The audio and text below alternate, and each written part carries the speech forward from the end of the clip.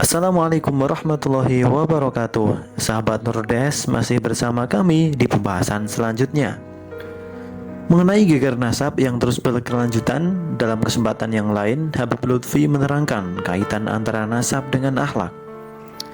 Beliau menuturkan bahwa meskipun mempunyai nasab langsung ke Rasulullah, belum tentu akhlak orang itu baik, karena ini persoalan maksum atau dilindungi Allah dari dosa. Jangan heran jika keturunan Nabi ada yang berakhlak tidak baik. Lah wong mereka tidak dimaksum kok, terang Habib Lutfi. Melalui keterangan tersebut, Habib Lutfi menuturkan bahwa keturunan Rasulullah itu tidak dimaksum atau terpelihara dari dosa seperti Rasulullah SAW.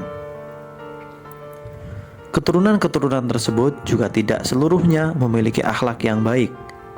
Hal tersebut juga merupakan suatu hal yang sangat wajar.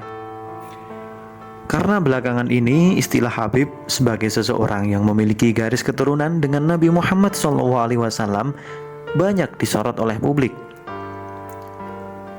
Alasannya tak lain adalah masyarakat menilai bahwa ada seorang keturunan Nabi yang kepribadian serta perilakunya tidak mencerminkan Nabi Muhammad SAW. Habib Lutfi juga mengingatkan agar kita tidak heran apabila terdapat keturunan Nabi yang tindak tanduknya kurang baik, tutur katanya kasar, atau jauh dari perilaku yang dicontohkan oleh Nabi Muhammad SAW. Habib Lutfi juga melanjutkan bahwa mempelajari sirah atau kisah Nabi Muhammad SAW secara tuntas sangat diperlukan agar kita bisa mencontoh apa yang diamalkan dan diperbuat oleh Nabi melalui perkataan, perbuatan, dan ketetapan.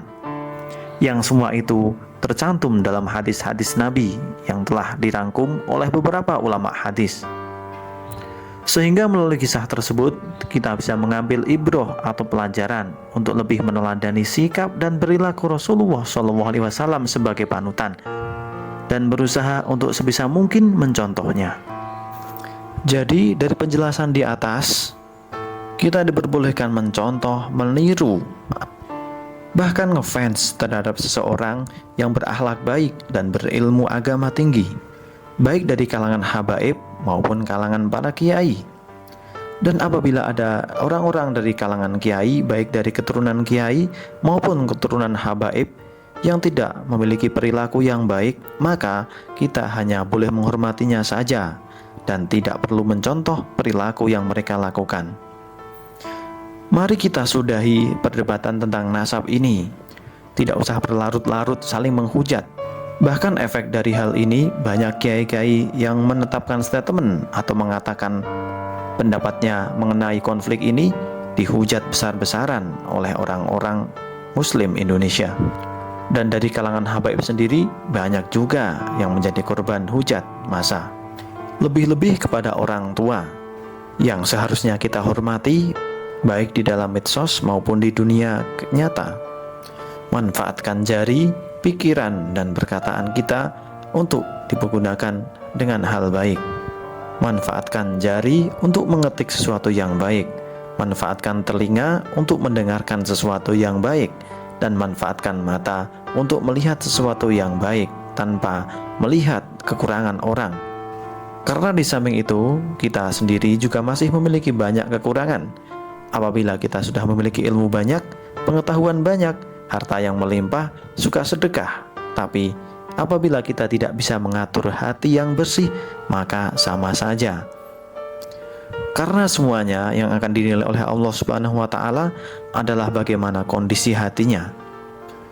Dan kata hati yang mengetahui hanya Allah Subhanahu wa Ta'ala dengan si pelaku itu. Geger nasab mari kita sudahi. Kita masih punya PR untuk mencetak kader-kader muda yang berilmu, berwawasan tinggi, dan berakhlak mulia, serta menguasai iptek untuk kemajuan Indonesia yang lebih bersinergi lagi, dan siap menghadapi Indonesia emas yang mana sudah dicanangkan oleh pemerintah Indonesia.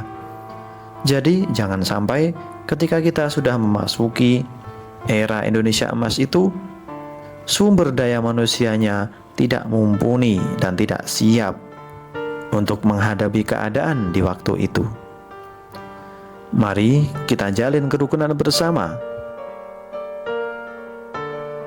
Semoga yang kami rangkum dalam materi kali ini memberikan manfaat kepada sesama.